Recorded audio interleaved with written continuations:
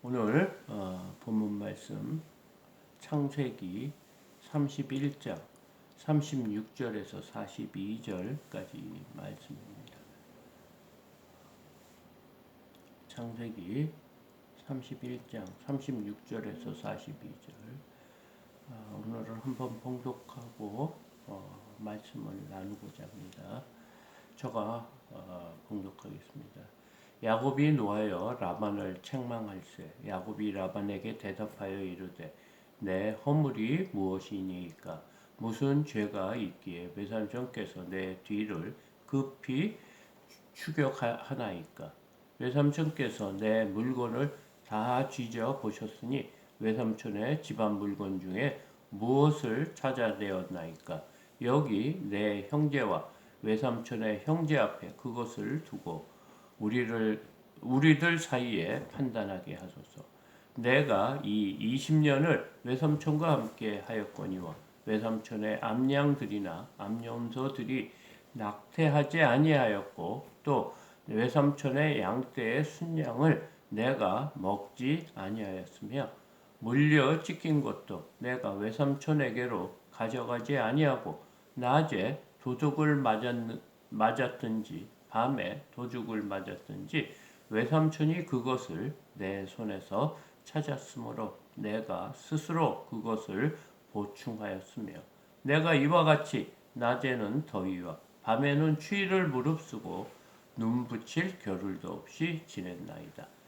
내가 외삼촌의 집에 있는 이 20년 동안 외삼촌 두 딸을 위하여 14년, 외삼촌 양떼를 위하여 6년을 외삼촌에게 봉사하였거니와 외삼촌께서 내 품삯을 10번이나 바꾸셨으며 우리 아버지의 하나님 아브라함의 하나님 곧 이삭이 경외하는 이가 나와 함께 계시지 아니하였더라면 외삼촌께서 이제 나를 맨손으로 돌려 보냈으리라마는 하나님이 내 고난과 내 손의 수고를 보시고 어젯밤에 외삼촌을 책망하셨나이다. 아멘. 응? 빈손으로. 이제 야곱이 이제 고향길로 가는 그런 상황입니다. 그러니까 자신의 아브라함과 이삭이 이제 거주하던 이 가나안 땅으로 지금 가는 과정에서 일어난 사건입니다. 이제 야곱이 라반 몰래 사실은 도망하듯 떠났습니다.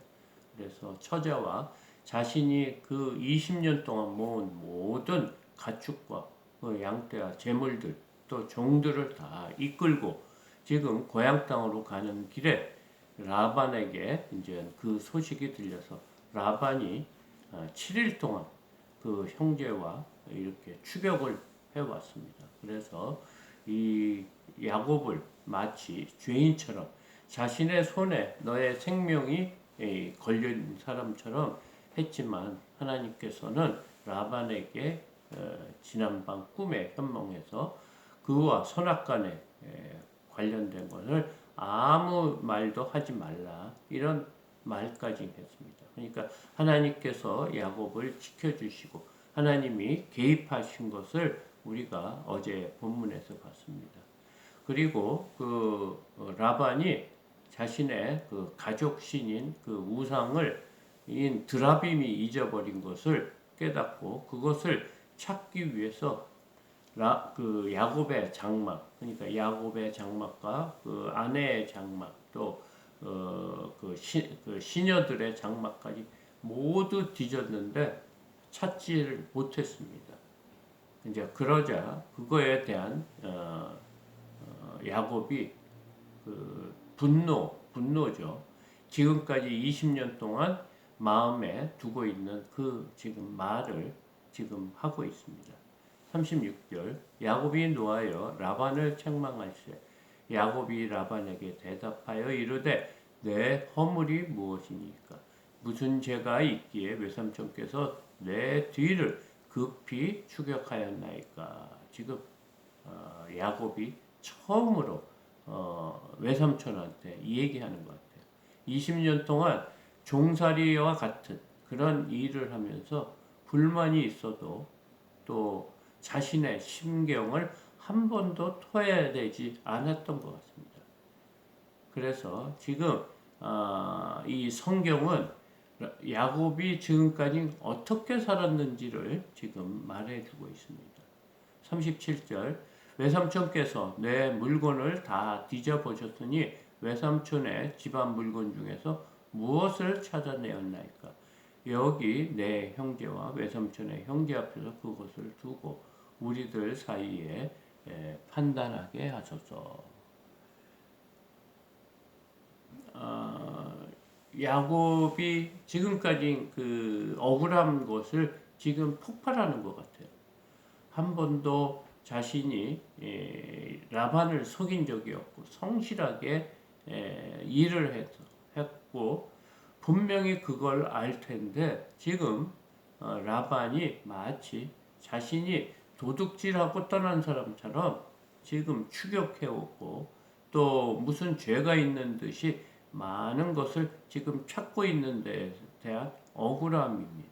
그러니까 외삼촌에게 내 물건을 지금 다 뒤져보았고 내 물건 중에 외삼촌의 물건이 있었는가 이런 것을 물어보면서 이제 증인 앞에서 이것을 판단을 받기를 원한다. 그러면서 내 형제와 외삼촌 형제 앞에서 우리의 그 누가 정직한지 그것을 지금 판단해 보자. 지금 이렇게 말하고 있습니다. 그러니까 굉장히 그동안 쌓여 있는 게 많은 것 같습니다. 그 내용이 뭔지 38절에 이 얘기하고 있습니다. 내가 이 20년을 외삼촌과 함께 하였거니와 외삼촌의 암양들이나 암염소들이 낙태하지 아니하였고, 첫 번째는 암염소와 암양, 그 야곱이 그 라반의 양들과 염소들을 친 것 같습니다. 기른 것 같은데 그 라반 그 낙태하지 아니하였고는 그 새끼를 낳고 바로 죽은 일이 없다 이런 이 얘기를 하고 있어요. 그러니까 그 새끼를 베면 그 모든 새끼들이 죽지 않고 건강하게 다 살아났고 또 두 번째는 또 외삼촌의 양떼의 순양을 내가 먹지 아니하였으며 그러니까 양을 치다가 양을 잡아먹은 적이 없다 이거예요. 너무 정직하게 자신이 마치 자신의 일처럼 지금 라반의 외삼촌 일을 했다고 지금 말합니다. 세 번째, 물려 찢긴 것은 내가 외삼촌에게로 가져가지 아니하고 그러니까 그 양을 치거나 염소를 치면 그 맹수들이 있지 않습니까? 여러 가지 그럴 때 찢긴 것이 있고 그러니까 자신이 양을 치다가 다른 동물들에게 찢긴 것 그런 것을 외삼촌에 가져가지 않았다는 거예요. 그러니까 외삼촌에게 피해를 그 외삼촌에게 말하지 않고 낮에 도둑을 맞았든지 밤에 도둑을 맞았든지 외삼촌이 그것을 내 손에서 찾았으므로 내가 스스로 그것을 보충하였으며 그러니까 찢겨 물려 죽인 것이나 또 도둑 맞은 것까지 한 번도 그것을 외삼촌에게 그 뭐라 그러죠? 손해를 끼친 게 없고 그 모든 그것을 내가 손해를 받았다 이거예요. 그러니까 도둑 맞은 거나 찢긴 거 죽인 것까지 자기가 다 책임지고 그것을 보충했다고 합니다. 그러면서 내가 이렇게 한 그런 환경이 어떤 환경이냐면 어떻게 했냐면 이와 같이 낮에는 더위와 밤에는 추위를 무릅쓰고 당신의 그 양떼와 가축, 염소를 이렇게 쳤는데 그 모든 더위와 추위를 무릅쓰고 눈 붙일 겨를도 없이 지냈나이다. 너무 힘들게 최선을 다해 자신이 20년 동안 이 일을 했다고 지금 말하고 있습니다.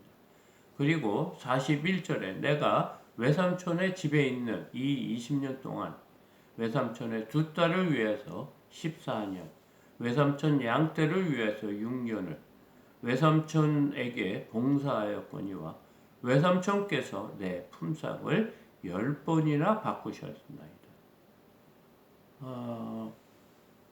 그러니까 최선을 다해 일을 했지만 그거에 싹을 받지 못했다고 하는 거야.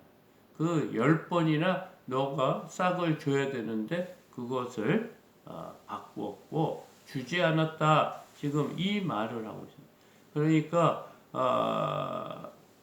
이제 아까도 마지막 절에 이 얘기한 것처럼 빈손으로 올 수밖에 없는 그런 일이 이루어졌다.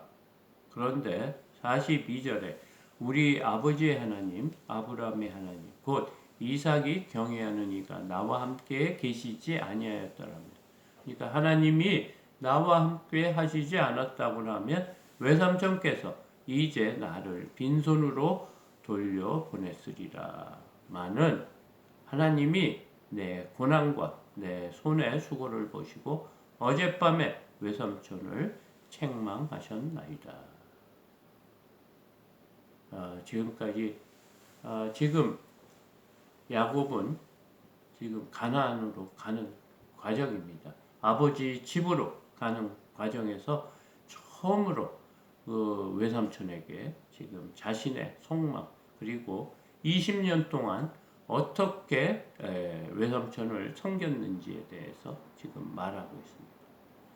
그래서 지금 사실은 사위 앞에서 장인이 정말 얼굴이 빨개질 정도로 지금